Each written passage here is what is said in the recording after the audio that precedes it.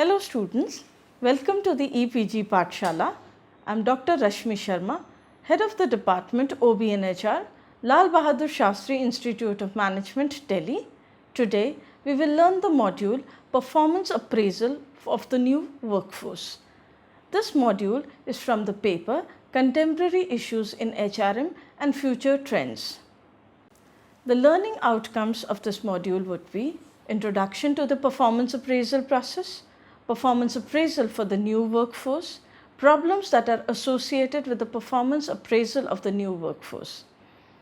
After completing this module, the students would be able to understand the concept of performance appraisal, learn and overcome the problems associated with performance appraisal of the new workforce.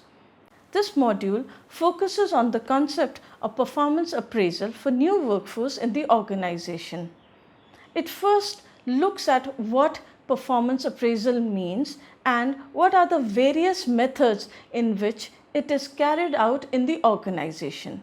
Then we will look at the definition of the new workforce or workforce diversity in the current global scenario. Let's first understand what performance appraisal is. Performance appraisal refers to the systematic evaluation of the performance of employees and to understand the abilities of various employees for future growth and development. It is done to recognize the best performer and motivate others who are not performing well in the organization. To see what type of training is required for the employees who are not able to perform well, to understand whether the employee should be promoted, demoted or terminated in case there is no scope left for him or her to improve in the organization. Let us understand what a diversified workforce means. Since the companies are becoming more and more global these days, workforce diversity does not only mean that the gender differences or race or caste-based differences matter, but also the diversity that matters is based on the demography, age, religion, ability, cultures and beliefs. Companies hence must find the ways to embrace the changes that improve their businesses, as the more diversified the workforce is, the more better it is for the organization. Performance appraisal process. Performance appraisal is done by comparing the present performance with already established standards which have been communicated to the employees and subsequently providing feedback about the performance level for the purpose of improving individuals as well as organizations' performance.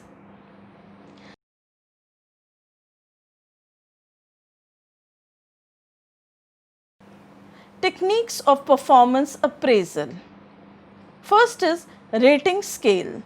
A rating scale consists of several numerical scales representing the job related performance criteria such as dependability, attendance, output, etc. Each scale ranges from excellent to poor. Force distribution method talks about the assumption in which the performance of all the employees are confirmed to normal distribution. Critical incident methods focus on certain critical behaviors of employees that makes all the differences in the performance. Behaviorally anchored rating scales talks about the statements of effective and ineffective behaviors to determine the points. Comparative evaluation method, ranking and paired comparisons, is a collection of different methods that compare performance of the co-workers. Ranking method talks about the workers being rated on merit from best to worst. The checklist method tells us about the checklist of statement of traits of employees in the form of a yes or no based questions.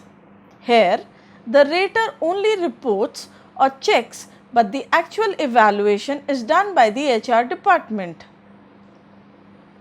First choice method talks about the series of statements that are arranged in the blocks of 2 or more, and the rater then indicates which statement is true or false. Here, the rater is forced to make a choice.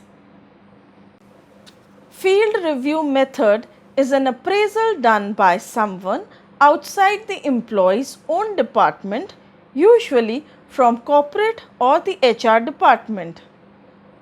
Performance tests and observations are based on the tests of knowledge or skills of the employees.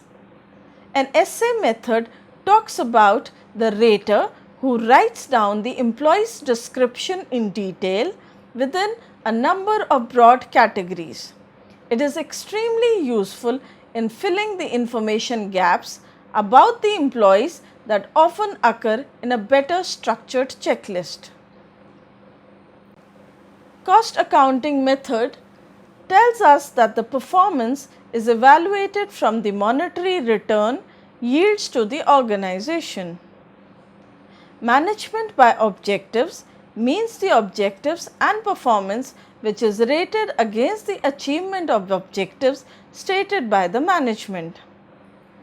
Psychological appraisals talk about the appraisals that are more directed to assess an employee's potential for future performance rather than the past performance.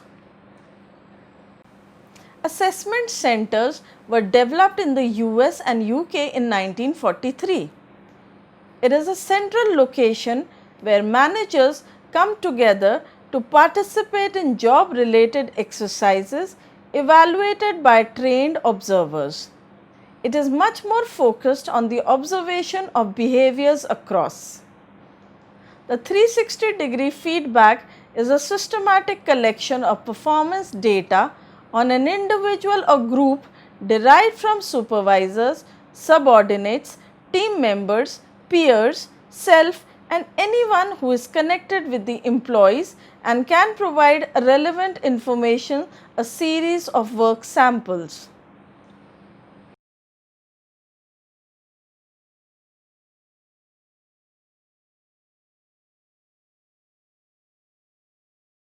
How often should performance appraisal take place?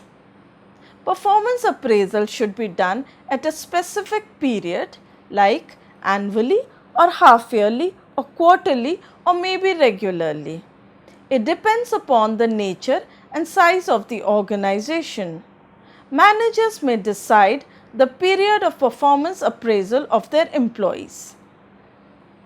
Now let us understand the performance appraisal for the new or the diverse workforce and focus on employee satisfaction survey, workforce plan, diversity policies and employee involvement.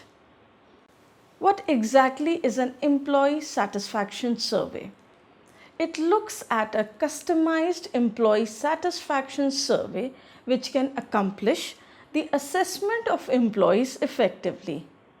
It helps in determining which challenges or obstacles are present in the workplace because of the workforce diversity and which all policies can be added or removed, that is eliminated, to ensure better performance of the employees and the growth of the organization.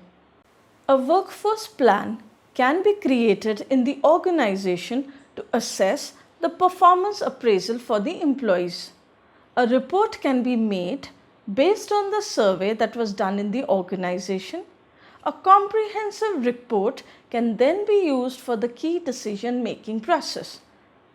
This report is going to provide a basic structure of diversity in the organization and the workforce plan. Let's understand what are the different diversity policies. Ideally, there should be fixed policies and procedures for the performance appraisal of the diverse workforce in the organization. The top managers and leaders should incorporate these policies in every aspect of the organization's function and purpose. employee involvement is very important. It's also important for the top level management to involve all the employees in the organization to formulate and execute efficient diversity at workplace. It is important to keep every employee engaged and involved in every activity. In order to measure the performance of the employee, every employee should be included at the time of performance appraisal system.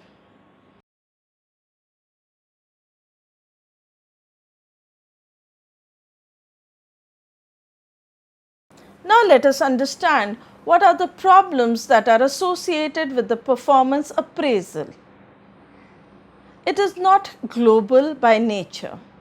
Most processes and forms are headquarters centric, failing to address the cultural, linguistic and legal differences. Second, forced ranking issues. Although forced ranking has some advantages, using it may result in significant morale and PR issues. Third, it does not assess actual performance. Most of the assessments that managers complete focuses on the person, including characterization of their personal traits, that is commitment, knowledge, that is technical knowledge, or behaviors, that is attendance. Fourth is infrequent feedback. If the primary goal of the process is to identify and resolve performance issues, executing the process annually becomes silly. Fifth, non-data based assessment. Most processes rely 100% on the memory of those completing the assessment because pre-populating the forms with the data to inform decisions would be too difficult. Sixth, lack of effectiveness matrix. Many accept that the goals of the process are to recognize results, provide feedback to address weaknesses, determine training needs, and to identify poor performers. Unfortunately, rarely do the process's owner ever measure the process's contribution to attaining any of these goals. Seventh, lack of accountability. Managers are not measured or held accountable for providing accurate feedback. Point 8. They are disconnected from rewards.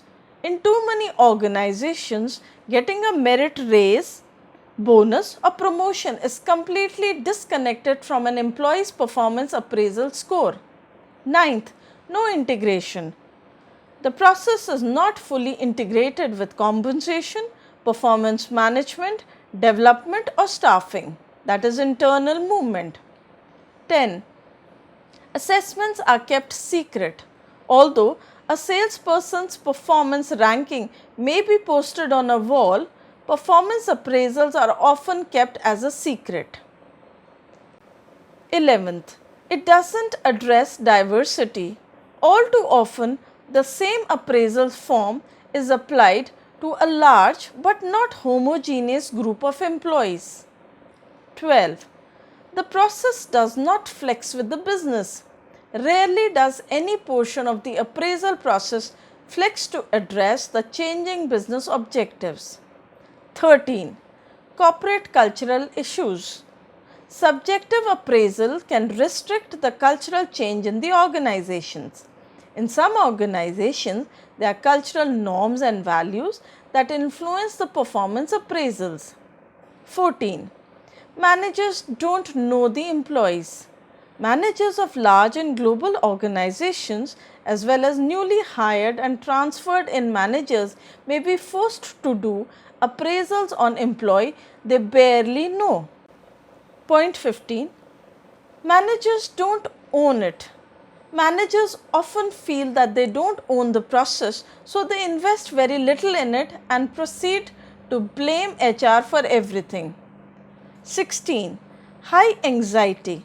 Because the process is so subjective and no benchmarking has been done, uncertainty can cause many employees high levels of anxiety weeks before the process. 17. A one-way communication.